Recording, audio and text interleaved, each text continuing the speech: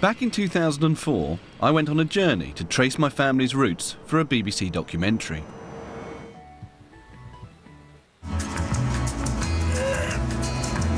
Oh, don't make me watch this again.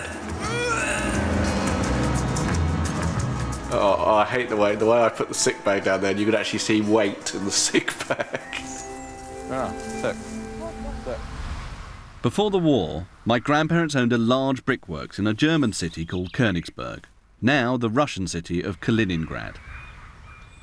One of the things that did become clear to me when I was doing Who Do You Think You Are was quite how wealthy my grandparents were. I mean, I knew they were industrialists, but it kind of made me look again at this photo, which is my grandparents' wedding. You know, it just looks like a real proper society wedding, and my grandfather ended up working as a hotel porter in Cambridge. My grandparents escaped with their lives, but they lost everything they owned to the Nazis. They weren't alone. It's estimated that the equivalent of at least $150 billion was robbed from Jews during the Third Reich. Ever since, many survivors and their families have been fighting to get the money back.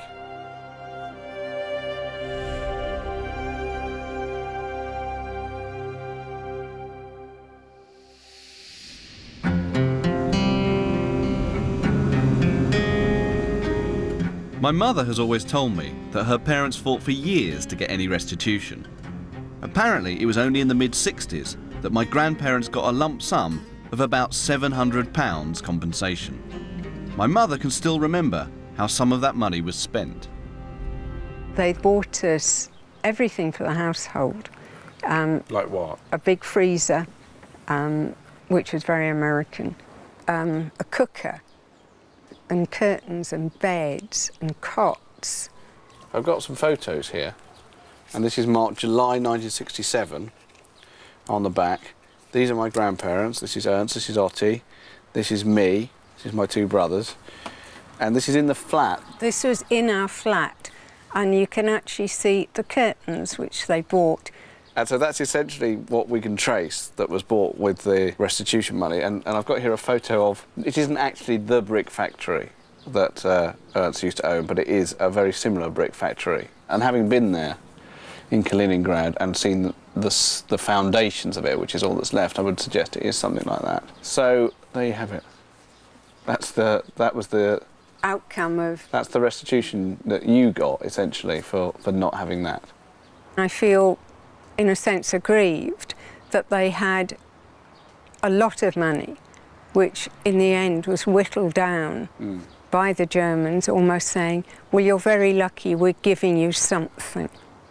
And in a sense, though, the valuable things in life are not monetary, so that I shouldn't really complain. Although it's obvious that our family was shortchanged, I'm not completely convinced that fighting for more restitution is necessarily the right thing to do. One of the things that I have in my head, which I think a lot of Jews do, is a sort of anti-Semitic radar, i.e., or an anti-Semitic voice, really, which is a sort of voice telling me what the anti-Semites will be saying about this issue. And I think with restitution, the things they'll be saying are, oh, it's Jews trying to get money. They're always trying to get money. Oh, it's Jews with all their wealth that they did have in Germany, like Hitler said, you know, here is this enormous wealth that they're trying to claw back. And the third and perhaps most important thing they'll be saying is, why won't they let this drop? Why won't they? How long is it going to go on for? The Holocaust, you know, it's all they talk about, and they're still trying to get stuff back that was lost in the Holocaust, you know, and there are other Holocausts and no one else goes on about it. And that last one, I think, is one that I struggle with myself. Why are you so worried about what the anti-Semites think? Does it matter? That's what Jews are like.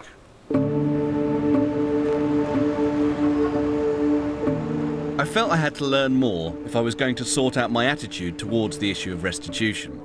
So the obvious place to start was Germany.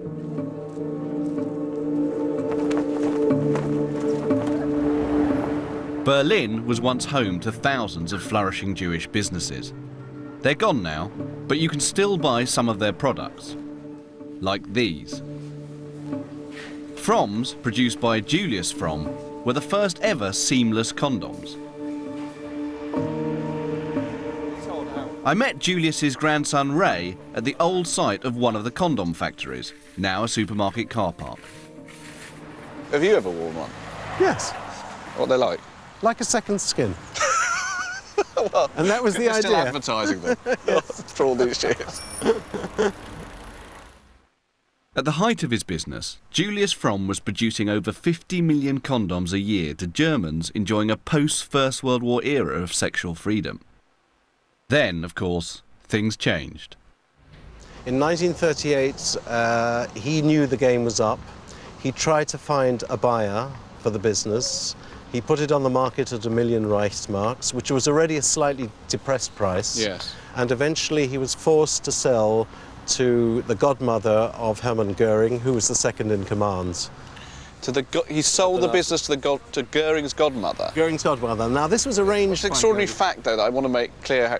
This means that from 1938, Goering's godmother was producing Germany's favourite condom. Absolutely, yes. OK, sorry, do carry on. I'm just absorbing that information. Yeah. So, considering that this is clearly a forced sale, what money did your grandfather actually get for the business? In the end, he got about 10% or so of what the business was worth, not even. And But the stripping of wealth from Jews like Julius Fromm didn't end with their businesses. So, this is the house your grandfather lived in before the war? That's right. Ray told me how after the Fromms were forced to abandon the family home, all their possessions were sold off at what were called Jew auctions. This is the inventory of what was sold and to whom it was sold. Here, 4 lamps, a round table, a sewing machine. Sewing machine went for 125 Reichsmarks. And actually sold for 125, yeah. It's like a very, very evil version of eBay, isn't it? Yes, you could put it that way, yes. The house was given to an SS officer. When the war ended, restitution laws were introduced, and the Fromms applied to get it back. Well, at what point do you start to get restitution? We got restitution in the early 50s for the house, restitution in full. When you say in full, you mean that your family received ownership of this house We received the again? ownership again, yes. So that's the house. But what about the factories that your grandfather owned? Well, that was a completely different ballgame. The Fromms' house was in what after the war became West Berlin. That's why they got it back. Their factories, however, were in the east, where the new communist regime didn't even believe in the idea of private property, let alone restituting it. For 50 years, all thoughts of restitution were put on hold for the Fromms and countless other claimants. Until 1989.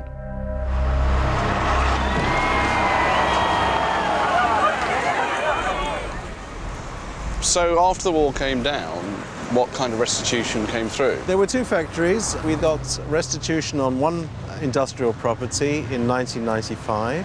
Not all that much, and certainly not what it was worth. And the second property, incredibly, only as late as 2005, so 15 years after the wall had fallen, which I personally found almost disgraceful. So, broadly speaking, what kind of restitution have you ended up with? I think we've seen about 10% of the total value of what Julius Fromm was worth. How do you feel about it in the end? I mean, I find it difficult to be outraged about the fact that our family didn't get the restitution that we should have got. How do you feel about it? Well, perhaps I'm not quite as emollient as you. I feel somewhat outraged. It was an injustice. My family was deprived of its property twice by 2 German states, one a Nazi state, the other a communist state. It took a long time for anything to be paid back, something like 55 years. And then when it came, you know, the people who it should have benefited, like my parents' generation, they were at the end of their lives. So I am slightly outraged by it. I mean, I'm getting more outraged as you speak. It is a long time to wait for some small measure of justice. But the fact the Fromms got anything back at all was because they were major industrialists and could prove their claim. Others weren't so lucky.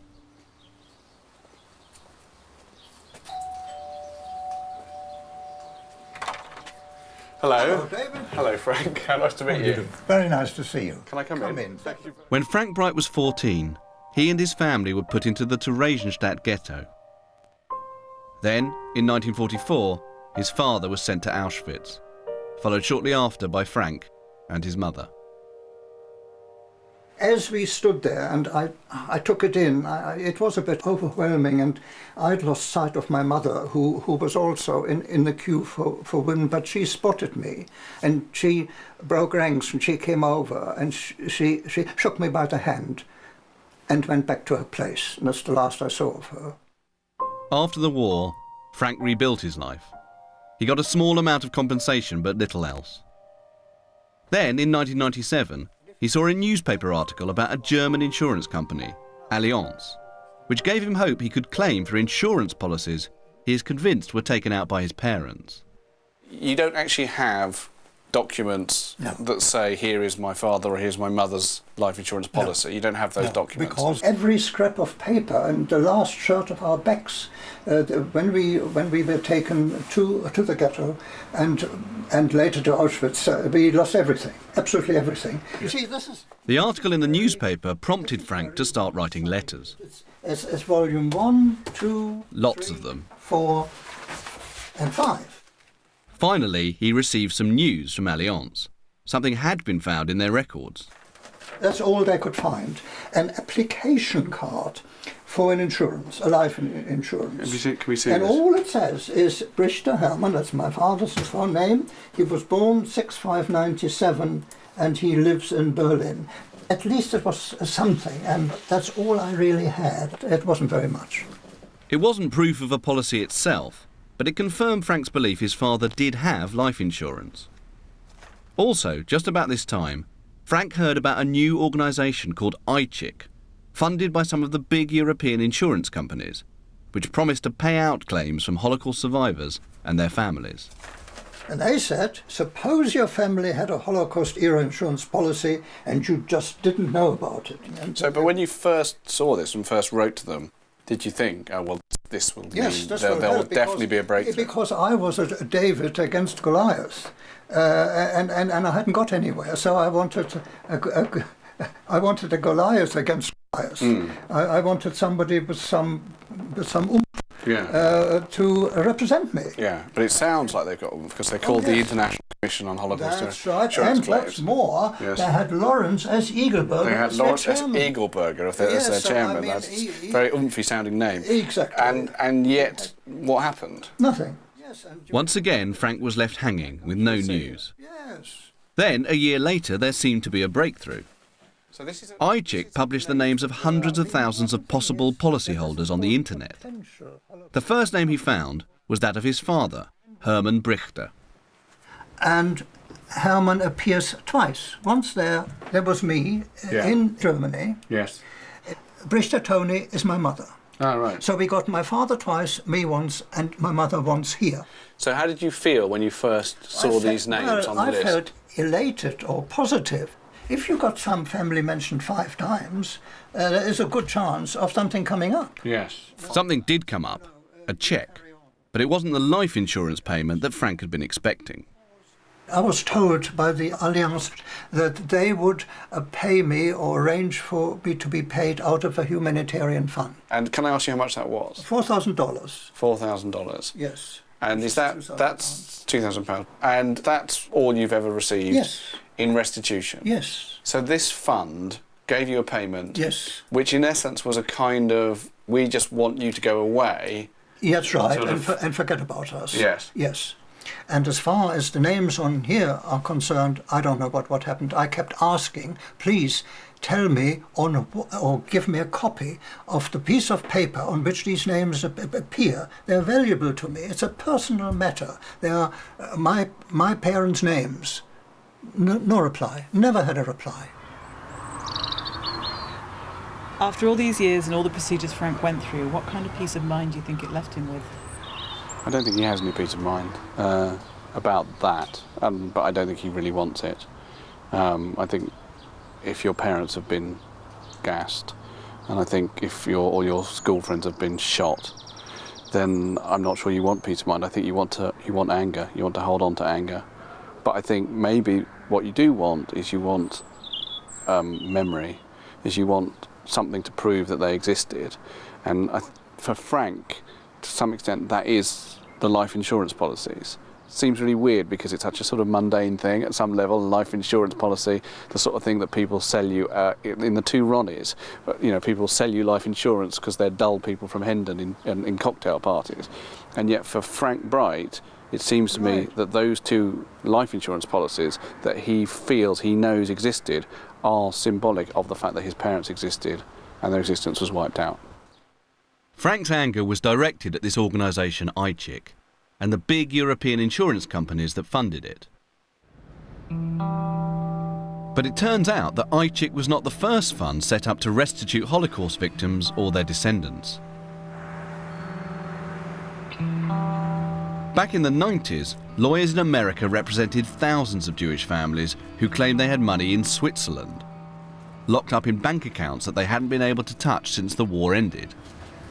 And so this is the trial team. And in these years, I was an ACLU lawyer. That, I think, is Kurt Vonnegut, isn't Yeah, it? Kurt Vonnegut was the largest... Bert Neuburn was one of the lawyers who started to make life difficult for the notoriously secretive Swiss bankers. If a Holocaust survivor approached a Swiss bank after the war, or their children, and said, we believe that there was an account here that is essentially ours, what would their response have been at that time? Well, if a family approached the banks and said, we think we have an account, we're pretty sure we have an account, we don't know what the number is, by and large, the reaction was, sorry, there's nothing we can do for you unless you have more specific information. And they turned them away, and they turned them away in very large numbers. Bert and other lawyers began to apply pressure on the Swiss. Amid terrible publicity about Switzerland's role during the war, the banks finally agreed to make a settlement in 1998. It was agreed that $1.25 billion would be paid out for all claims against Switzerland. 800 million of that would go to the claimants of dormant bank accounts. How close is that figure of 800 million to the amount of money that you think was in Swiss bank accounts at the start of the war? I think it's about a fifth. Right. Our experts, our forensic economists told us about 5 billion in accounts. 5 billion? 5 billion, about 5 billion. So 800 million is about 20%. Okay. But if I went into a court, I couldn't prove this. If Bert Neuburn's figures are correct, where, in that case, is the other 80%? No one knows. Thousands of the bank accounts belonging to Holocaust victims were closed soon after their countries fell under Nazi control, and there is no record of who took that money. It's simply gone from the books. So I wondered if Bert was happy with the 800 million the banks have handed over. There's a legendary comment I made where I said, it's a symbolic amount. And they said, boy, you must come from rich parents if you think it's a symbolic amount. I said, no, it's a symbolic amount relatively, but it is high enough to be a meaningful statement of responsibility. Yes, I said, if it was less than that, I wouldn't touch it. I said, what I want is I want to disgorge as much as possible from them so that they don't get to keep their ill-gotten gains, and to have it be done in a way that publicly creates memory. The best compensation we can give is the compensation of memory. It seemed to me that Bert Neuburn was comfortable that Holocaust victims got the best deal possible out of the Swiss banks, and that story has reached some kind of closure. But then I started to think about Frank Bright and his battle with the insurance companies. He certainly hadn't got any satisfaction from ICHIC and the fund they set up. I decided to pay a visit to Al Lewis. Al was Senator of the state of New York for 12 years. He was also an arbitrator of claims for ICHIC, which closed down earlier this year, having paid out some $300 million. I wanted to know how, in his mind, this $300 million matched up to the actual worth of Holocaust-era insurance policies. An economist estimated the value was 15 billion American dollars. You compare that to the $300 million. Those figures should speak for themselves. Yes. Well, that's the thing, because a vast amount of people must have been expecting to get awards that tallied more closely with what they felt their policies were worth. Yes, if 15 billion is correct, It's unfair. It's a rip-off. And that's why I wish I never, ever heard of iCheck. I never got into this. It haunts me. It haunts me. Because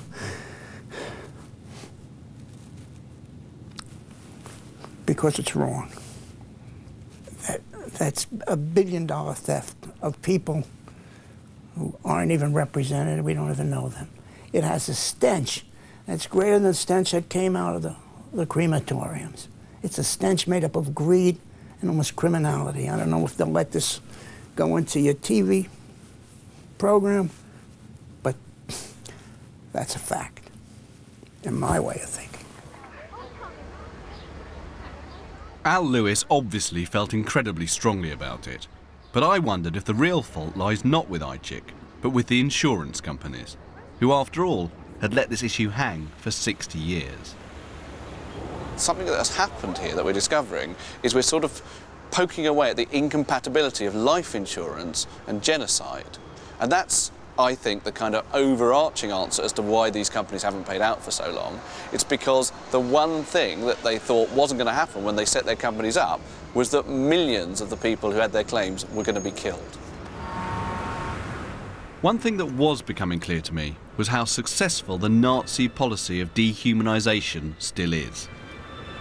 Because even with my own family's experience, it was still coming as a shock to remember that these alien figures behind barbed wire that we're so used to seeing were people with stuff, houses, insurance policies, bank accounts, ordinary possessions that they treasured. Some of the most valuable of these possessions were hanging on their walls. Art represents an enormous and difficult part of the battle for restitution. So much so that here in London there is actually an organisation called the Commission for Looted Art that helps return art stolen by the Nazis to its rightful owners. One of the directors is Anne Webber. Could you in general say how much art was lost during the Holocaust or during the period of Nazi regime? I suppose that one of the estimates has been that, that something like 1/3 of all the world's art treasures were stolen by the Nazis, and 1/5 of all the art in private collections was stolen by them in that period, 1933 to 1945, and that the art that is still missing is worth between $10 and $30 billion. At the end of the war, Allied soldiers found huge caches of stolen art. Some of it was returned to its original owners. Much of the rest ended up in museums around the world, where it remains to this day. But, extraordinarily, most of the museums haven't even checked to see what stolen art they might have in their collections. So if we were to name and shame, as it were, which countries have been particularly good at identifying looted art and restituting it, and which countries have been particularly bad? In terms of identification, the countries that have been particularly good, ironically, are the countries that weren't part of occupied Europe. So, for example, Britain has been excellent, the United States has been very good, Australia has been very good, Canada has been very good. The countries in occupied Europe who may well have looted works of art there, little research has been done on works of art in their public collections. Right, so they haven't even begun the process of identification on any large scale? Absolutely not. And of course the country where one would have expected the most to be done, because it will certainly have the most looted art in its public collections, is Germany. Out of the 618, I think it is, German art museums, a tiny, tiny, tiny fraction has actually done the work and published their research. It's clearly a massive ongoing problem. And yet even here, I wasn't sure that simply finding this art and giving it back is the right answer. My radar was twitching again. I sometimes think that what confuses people about this is that they have a simple idea, perhaps, we have, of good and bad, which is Nazis are bad, but museums, good. And somehow or other it is then confusing to think that, well, obviously it was bad these paintings were stolen, but surely it is good that they're in a museum. In the ideal world, that would be the case. The museums would be in a completely separate arena. But if you look at the history of Nazi Germany, the collaboration of the museums, the art world, the art directors, the art historians on with the Nazis was absolutely central to what the Nazis achieved, and the museums in Germany and Austria were absolutely part and parcel of it. Although the morality of restitution is complex, I felt some of my questions were being answered.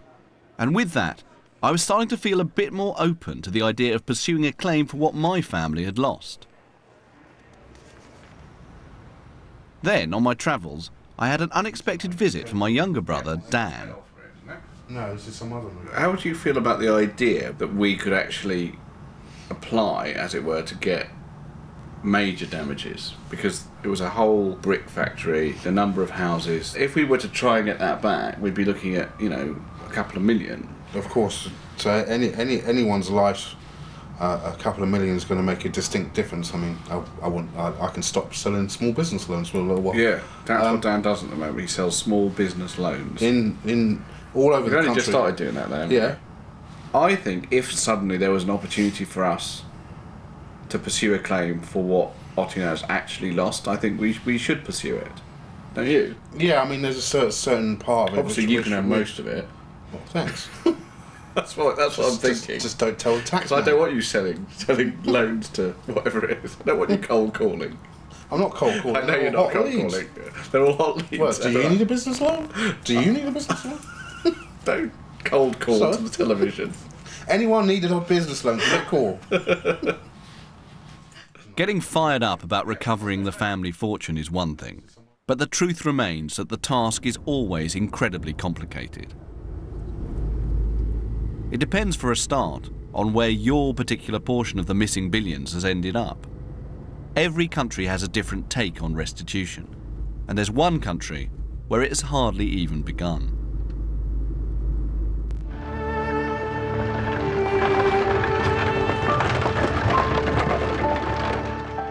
Poland was the epicenter of the Holocaust. More Jews died there than anywhere else in Nazi-dominated Europe. Jewish life was almost completely eradicated and their material wealth devoured by the Germans. To this day, few that survived or their heirs have received a penny for what they lost.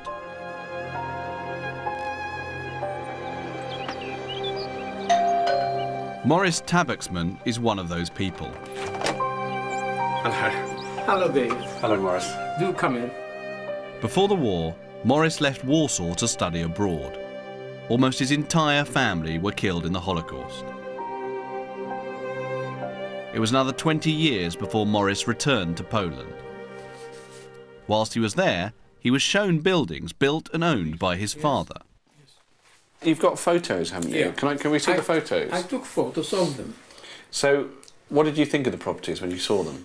They were huge, they were big, I was impressed. Yeah. And more importantly, the buildings were still registered in his family's name. So Morris chanced his arm and went to the Ministry of the Interior to ask for them back. And I said, look, I've come here to claim my property. And he said, oh no, we can't give you anything. So what we can do is we can give you an apartment, if you like, for life. I thought to myself, well, better than nothing. On one condition. I said, that is what? You will live here, in the apartment we give you. You had to live there? Yeah. Okay, so you were offered the chance of living in communist Poland in the 60s. Yes, and get a free apartment. And get a free apartment. So and you thought I didn't have to think. And you thought swinging London was back at home. I imagined so. So you didn't even think about it? When communism fell, I and others started getting active in trying to reclaim. Despite the fact the properties are still registered in his family's name, and despite the fall of communism, they are still under the control of the local council, and Morris has had no joy in getting the properties back, or getting any compensation for them. It's the principle, it's the justice which I'm after, not the money. Under every right, every human right, a son is entitled to inherit from his parents. And my father worked very hard and very long hours in order to achieve what he did. There was really only one place to go after talking to Morris: Warsaw. I wanted to see what he was fighting for myself. I was on my way to Wola, the neighbourhood where Morris's properties still are, to meet Marek Stalmaszak, one of Poland's leading estate agents. It's definitely this building here, judging by this photograph. Yes. So let's say what we know is that from that drain pipe to that corner there, we know that that at least is the building that the land registry still has Tabaksman as the name under which this building is owned. So we're not going in, but how much would you say approximately? This kind of building would be worth in the vicinity of about $7 million United States dollars. $7 million? About $7 million, yes. So that's a fair amount of money. As an estate agent, how do you feel about the fact that Morris feels he should have this property back? Well, I don't blame the man for obviously wanting to receive back what was taken from his grandparents and his father, in fact, yes. But in relation to what would happen if we tried to give everything back to the previous owners, it is estimated about 60 billion PLN, which is 21 billion United States dollars worth of property, which was obviously nationalized. It would definitely, undoubtedly, it would put the Poland to its knees. We could put a huge, a cross on Poland and say amen. But is the lack of a restitution law in Poland just about money, or is it something more sinister?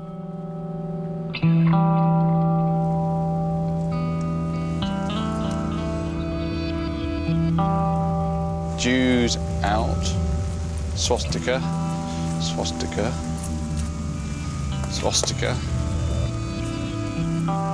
Anti-Semitic graffiti at this Jewish cemetery on the outskirts of Warsaw could lead you to think that nothing has changed in Poland for 70 years. The cemetery was first desecrated by the Nazis, and it continues to be vandalised to this day. I'm taken aback by the sheer surreality of the site. It's so big, so much of it. A graveyard is a memorial, an indicator of individual lives lived, that each of these people lived an individual life and their death is a marker of the fact of that life. And I think that gets under the skin of genocidists, whatever, if that's a word, of people who want to say these lives are irrelevant and they can be wiped out in their millions because they are of no value, no worth, and no record needs to be kept of them. And thus they hate graveyards of Jews, and they want to see them like this. But I wondered whether the kind of attitudes I'd seen displayed in the cemetery actually played a role in preventing people like Morris Tabaksman getting their property back. So I went to see the editor of Poland's only Jewish magazine, Konstanty Gerbert. I kind of wanted to know whether there are any outstanding examples of an anti-Semitic attitude towards restitution. Well, plenty. The point is that in this particular context, anti-Semitism is not the reason of the problem. It's an aggravating circumstance, but the reasons are elsewhere. No, first of all, there is not much political support in Poland for restituting anything, because people will say, okay, the communists robbed this guy of his set of apartment blocks. That's horrible. They robbed me of a father who was deported to Siberia for 20 years. I'm not getting compensated for that. So why should the Polish taxpayer, and practically everybody here, suffering one way or the other, contribute to compensate one group of people, right? Second, obviously, if those people no longer reside in Poland, there is a sense that, well, they've made their lives elsewhere.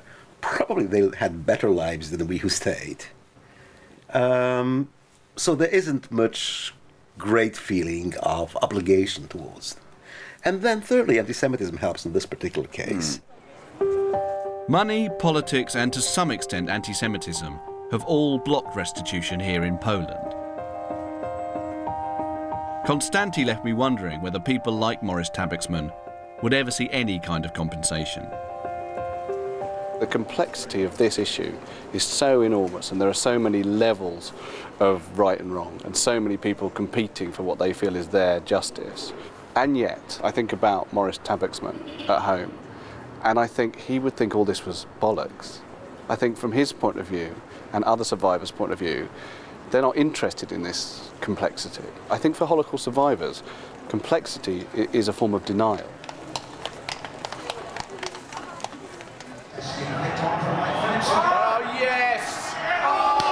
By now, I had found myself becoming so obsessed by all this talk of restitution and Polish property law that I even ended up talking about it whilst watching an England game in a bar in Warsaw. The Englishman I'm talking to, by the way, also just happens to own a disputed apartment. It might be wrong here, but almost definitely he will have at some point owned 100% of the property. It will have been nationalised by the government and they've now sold it to you. Yeah, one would assume so, yeah. Right. But it's...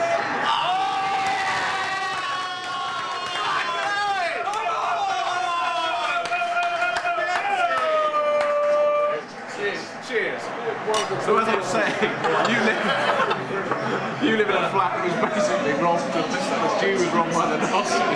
How do you feel about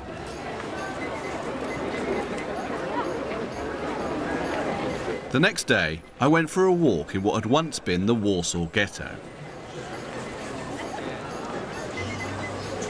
Thanks, can I have some dumplings? Does that come with that? Rather surprisingly, given that the vast majority of Polish Jews never survived the war, I found this area had been given over to a Jewish street festival. Jewish enough for you? But it wasn't quite what it seemed. Spot the only authentic Jew here. Me. All the others are non-Jewish actors.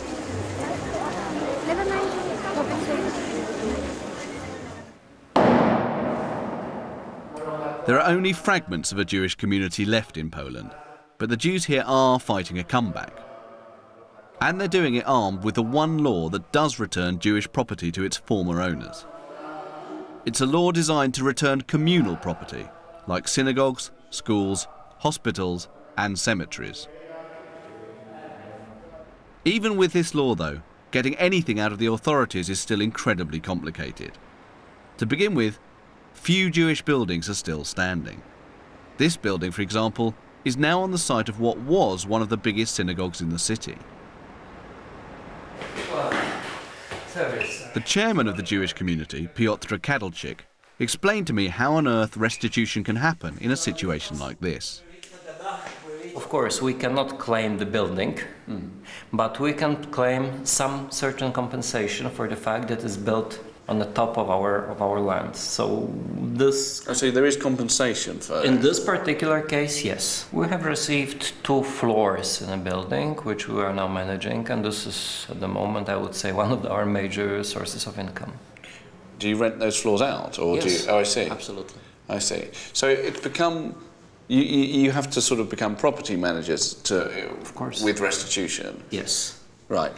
Now, each of our successes on a property management translates itself to the specific things that we can do, either for the people, either for our welfare system, for appointing another rabbi, for restoration of other cemetery, for painting over the synagogue, and so on and so on. So, you know, I remember times quite well when the monthly budget of the community was about 3,000 Polish zlotys, which is now about $1,000, entire budget for the entire community.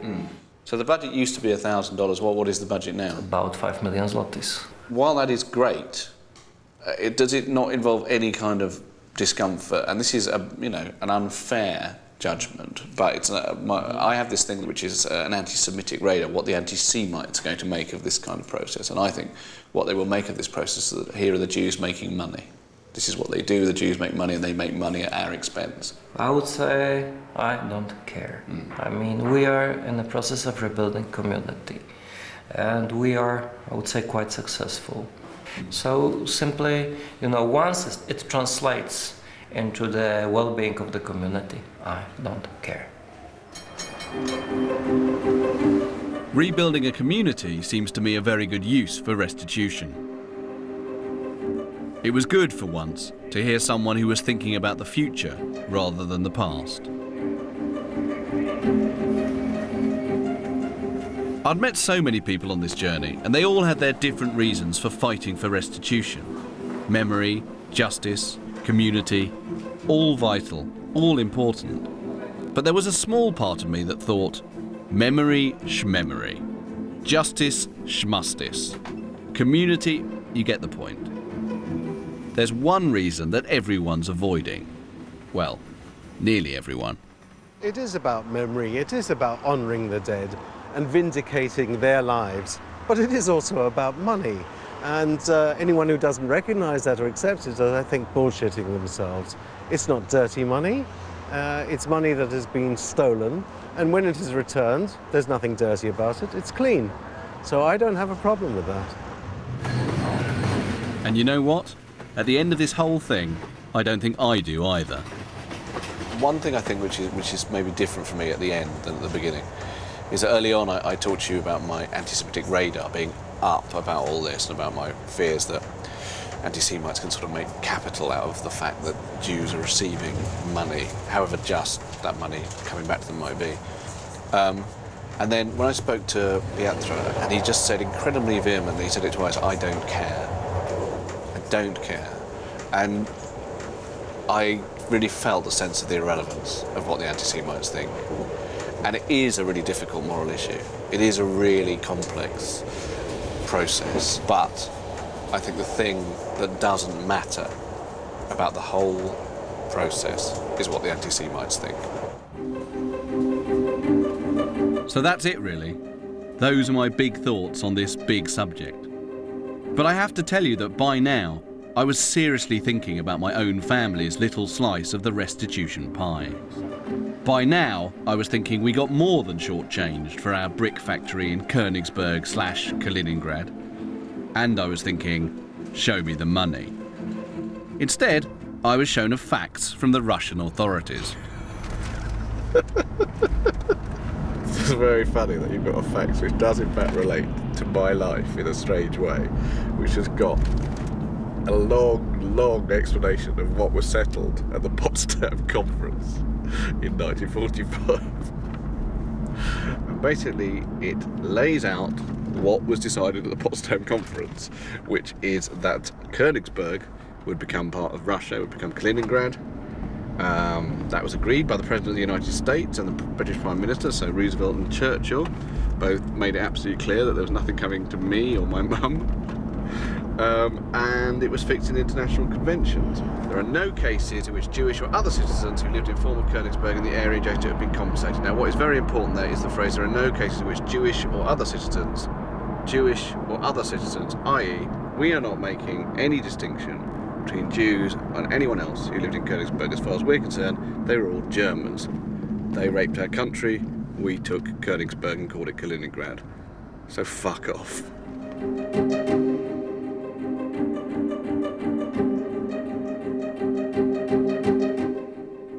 Historical film adventure next here on BBC One. Liam Neeson stars as Rob Roy.